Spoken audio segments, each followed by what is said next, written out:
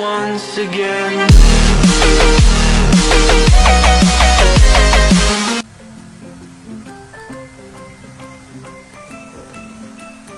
Hello! Hello, Gayak. Hilaw ba? Pauwi na yung si Ate Bex. Pagluluto natin ng dinner. Kaya samahan nyo ako. Mabilis lang to, promise. Hindi kayo mainip. Kapag saing na tayo, ayun, nagpupuil ako ng tubig pansabaw. Hindi natin iluluto. Anong mga ingredients natin? So, gagamit tayo ng bawang, sibuyas, kamatis, sili, serrano pepper, cilantro, chinap ko na, at saka ito, galinga, para siyang luya, pero, not galinga, galanga, okay? Gamit tayo ng lemongrass, at saka lime leaves, dahon ng dayap, lime juice, yung katas ng dayap. Gamit din tayo ng mussels, tahong, pusit, chinyap ko na, tinanggal ko na yung plastic. Tapos yung hipon, medyo tinanggalan natin ng balbas. Gamit din tayo ng patis, ito yung brand na gusto ko, Pukwok, Hong Kong siya, sarap. Tapos ito ang pinaka-importante, Tom Yum na punit pero T-O-M yan, T-O-M, Tom Yum paste. Ito gata, konting butter, at saka bouillon. Siyempre, mantika, ang gamit ko, avocado oil. Okay, unahin natin to, itong galangga, kasi bali ko kung ano yung pinaka matigas, siya natin inuuna. Tapos sunod natin yung sensya na nga, walang kalahawak sunod natin yung sibuyas. So merong tatanong, ano na talaga una, sibuyas o bawang? So depende yan sa lulutuin mo. Pag ang lulutuin mo, gusto mo ng roasted garlic flavor, unahin mo yung bawang para masunog siya. Ngayon, kung lulutuin mo, ayaw mo ng roasted garlic flavor, unahin mo yung sibuyas para hindi masunog yung bawang. Ganun lang kasi yan. Lipat natin doon. Sensya na, maliit yung working area natin. Bakit ko nilalagay sa plato yung mga kailangan ko? Para isa na lang hugasan, di ba? Yung dami mo pang hugasan. Kung ano-ano. Hindi naman talaga tukukong siya. Share lang. Diba? So, lahat yan, sasabay na natin. Ayan ako, meron akong pang-press ng garlic. Yung sa akin, ba't kamo? Kasi, lalagay mo yung garlic na pinitpit mo lang, hindi siya malasa. Kaya kung ilalagay mo dito, tapos, i-press mo siyang ganun.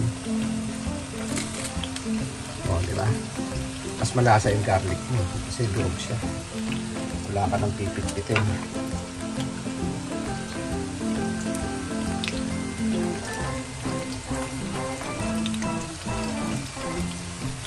Normally, binubuhay ko yung may exhaust dyan. Maingay eh. So, gano'n natin umamoy.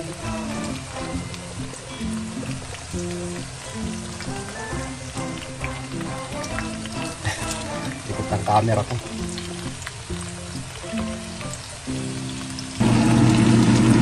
Okay. Na shortcut, nilagay ko na yung sili. Saka yung tangdad, yung lemongrass. Lagyan natin siya ng oil butter. So, hindi ko inuuna yung butter kasi madali siya masunog.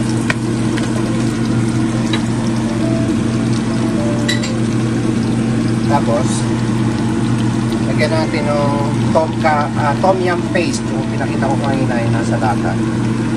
Okay lang.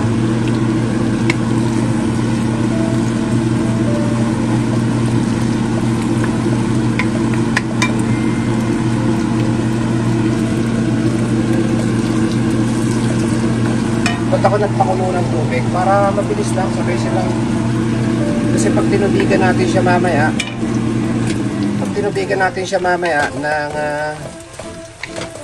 malamig, diba? Babagal yung proseso. So, tubigan mo na siya ngayon. Pakuluan mo na yung tubig mo para mamaya mainit yung lalagay mo. So, lagay na natin yung seafoods natin. Hindi ko lang alam kung nabanggit ko ba sa inyo kung ano itong niluluto natin. So, tomka siya. Tomka seafood. Pwede rin chicken kung wala kayong seafood. So, ano to? Yung lime juice. Yung piniga ko yung dayap. Ano yung nasa ilalim? Secret.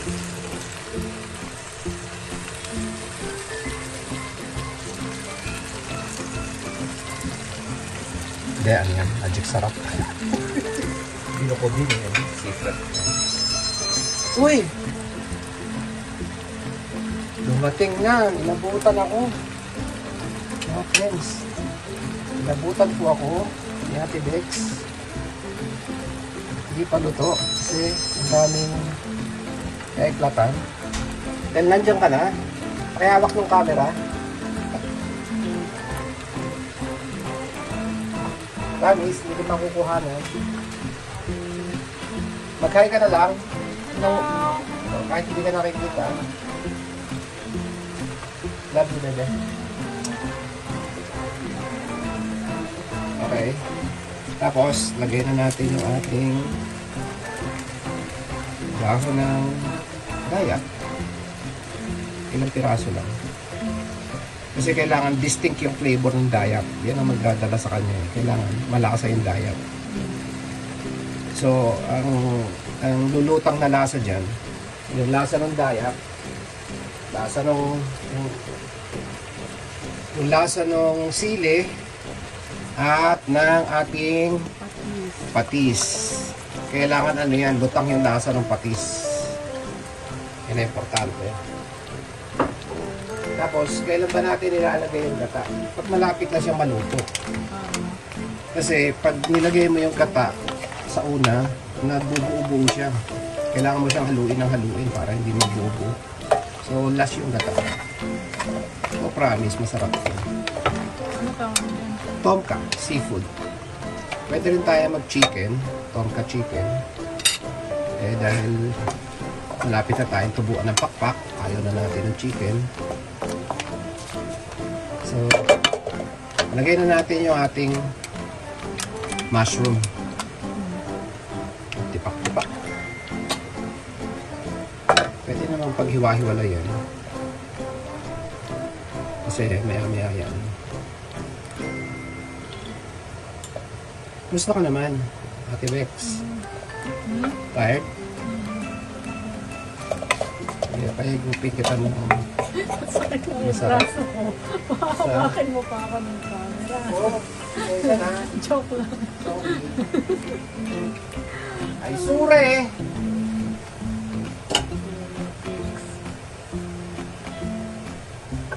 Ano pa? Promise, masarap po yan.